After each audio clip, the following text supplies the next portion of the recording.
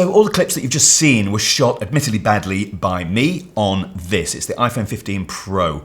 And the beauty of this camera is, I'm even calling it a camera, it's a phone, is that it shoots in Apple Log. So I can shoot ProRes 4K super high quality video files, but in Apple Log. And this gives you a much more cinematic look when it's graded correctly. And version 18.6 of DaVinci Resolve now has an Apple Log color space profile in there. So I'm going to show you how to correctly apply it, what the correct settings are, what not to do, and let's go and take a look. So the first shot that we're looking at here is actually straight out of the phone. This is using the regular camera app that comes with the iPhone, and what happens is the iPhone processor does a lot of the heavy lifting here, so we don't actually have to grade this shot if we didn't want to. It's already got contrast in it, it's already looking colourful, there's saturation added. It even uses clever processing to actually expose this bottom area more than it would the top area to give us a nice balanced look, but it tends to look quite like it's been shot on a phone. It looks a bit video-y, it tends to have over sharpening in it, and just little things like that. So the Apple Log is allowing us to have that increased dynamic range and allows us to process the image how we want to, not how the Apple processor works. So let me show you that. Here's a log image. This is your Apple Log.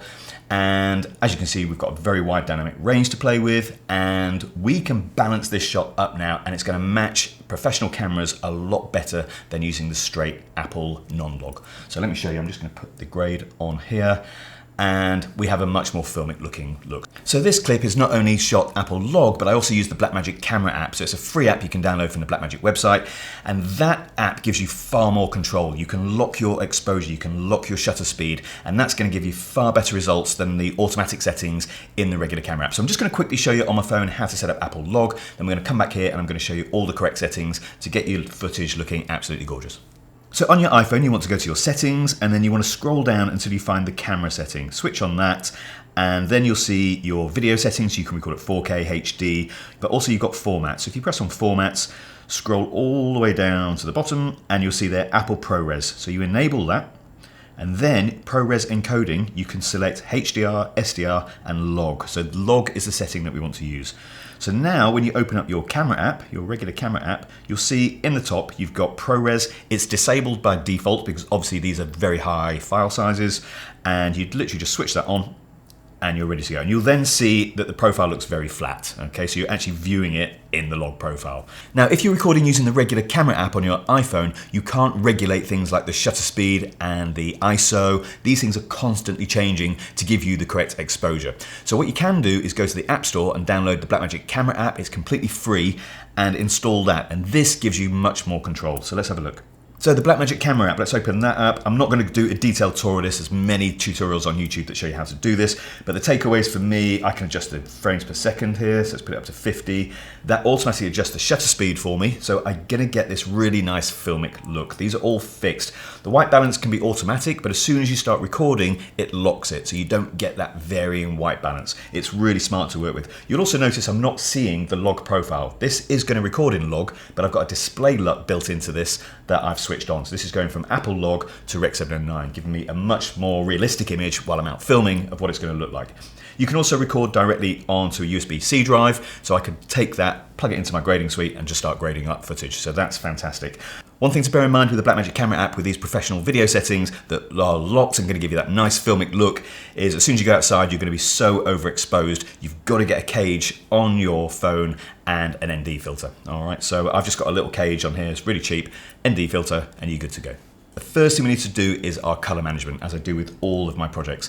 And from 18.6, there is a built-in Apple Log profile. So I'm going to show you that in a moment, but first of all, I want to have a look at another way of how to color manage, and that would be using LUTS. And the reason I'm talking about this is because the official Apple LUT currently is sat behind a developer's wall. You can't actually access it unless you're an Apple developer.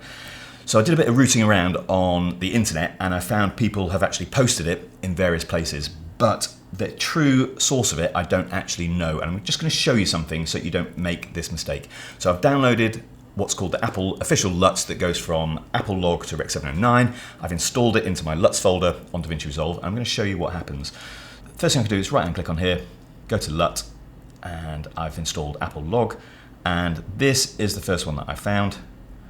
Okay, and that looks absolutely fine, and I've also found another one. So if I go in here, Apple Log, and it looks completely different. I don't know which one is actually the correct one. So with that, I'm going to use the color space transforms, which I'm going to show you in a moment. But let me just show you what that looks like on a grayscale ramp here. So typically what a LUT is going to do is take us from a scene referred space, a ARRI log or Apple log, and it's going to take us into a display referred space. So that would be Rec 709, for example. And the curve would look something like this, okay? What I've done here is just drawn a curve. It's exactly emulated on the waveform, so you can see what's going on. So I'm going to reset that. And I'm going to bring in a LUT. Now the first thing I'm going to do is just bring in a classic ARRI LUT. Okay, this is the ARRI Alexa Log C to Rec 709 LUT. And you can see it's got a really nice shape on here. Okay, you've got really nice lift here from the toe. And we're going up to the shoulder here. And it's just giving us a really nice, this is an absolute classic LUT. Okay, so that's the ARRI LUT. Now let's have a look at what's happening with those LUTs that I downloaded from the internet. So I'm going to right hand click on here. I'm going to go to LUT. I'm going to Apple log.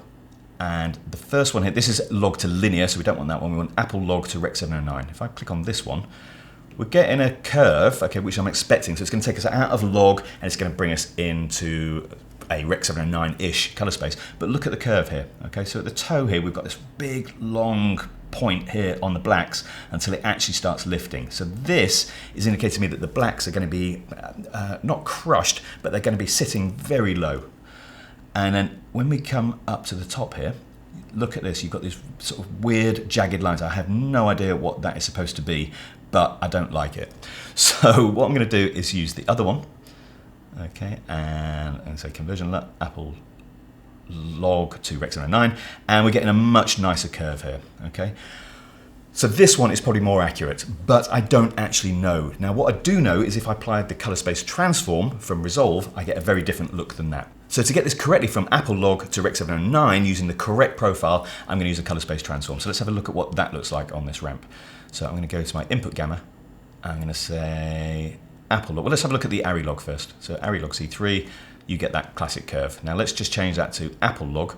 Okay, I'm not going to go through all the other settings now, it's just to give you an idea, but the curve looks something like this. And actually, in the toe, we get quite a long shadow here before it kicks up. Okay, so that's a characteristic of this tone curve. So we need to bear that in mind. It means our blacks are going to have to be probably quite lifted. So let's take a look at this color management on an image. So I'm going to check my settings here. I'm in DaVinci RGB. I've got my timeline color space set to DaVinci Wide Gamma Intermediate, as I always do. And my output color space is Rec 709 Gamma 2.4. That's because this is what the delivery is. This is what my monitor is calibrated to. If your monitor is calibrated to 2.2, then set that to 2.2. What I'm going to do then is apply a color space transform. So click on here. And what we need to do is change our output gamma. This is going to be Rec 709 Gamma 2.4, and Rec 709 is here. Our input gamma is going to be Apple log, but that's not looking too bad. But if we set our correct timeline setting here to Rec 2020, we get a much better result. Now we're ready to start grading. So I want to grade underneath this. Okay, I want to grade in the largest color space I possibly can. So if I press Shift S, this will give me a node before. So what we can do now is just go in and literally start grading up this shot how we want. So we need to add a little bit of extra saturation, for example, and we're off, we're ready to grade. So we've got a really good starting point using our color space transforms. So some of you may have already downloaded my fixed node tree. The link is in the description if you want to download that. But let me just show you how I would work with that. So I'm going to overwrite that. I'm going to middle mouse click. This is my fixed node tree. So what this relies on is, these are a load of blank nodes with ideas of how we could grade this. At the end, we've got a color space transform going from DaVinci Wide Gamut to Rec 709 Gamma 2.4. So what we need to do at the beginning, whenever you use this fixed node tree, you just need to tell the first node which camera profile you're using or which log space you're in. So our input gamma will be Apple log. And our input color space, this looks pretty good actually, but the input color space needs to be, this is because it's using our timeline setting, so it's actually in DaVinci Wide Gamut, which is a large color space. If you're in Rec 709, this would look incorrect. So let me just show you that. If I go to Rec 709, doesn't look good. It's very desaturated here, as you can see. But if I go to Rec 2020, which is the correct one, it looks much better. So now we're in a good starting point. So all the middle nodes here have no grade on. So this one, balance and exposure. So let's just start playing around with that. We can go in here, add a little bit of contrast. I'm just doing this really quick. And let's put some saturation in there. So let's go to our HDR wheels maybe. Add some saturation. Like that. So that's how we're going to carry on grading. But the fact that we've set our color management correct is giving us this really nice starting point working with Apple log. This footage is going to balance really nicely now with Blackmagic Camera, with Canon, with Sony S-Log3, Arri, all those things, because we've got the correct color profile on it. So if you want to do this using automatic color management, let's just get rid of all that. What you need to do is click in here, go to DaVinci RGB Color Managed. I would set the color processing mode to be HDR because you want to work in Rec 2020, or you can go to the custom settings and put some more advanced settings in there. Output color space, SDR Rec 709, press save, and then all you've got to do is right click on here, go to input color space, choose Apple log, and there we go, that's our starting point, and you can just grade from there. So take a look at this video that's appearing here if you want a more detailed breakdown of how I use that node tree. You can download it for free in the link in the description, and it really will take your grading to the next level. So I hope this has enlightened you on what to do and what not to do with Apple log. Look after yourselves, and I'll see you in the next episode.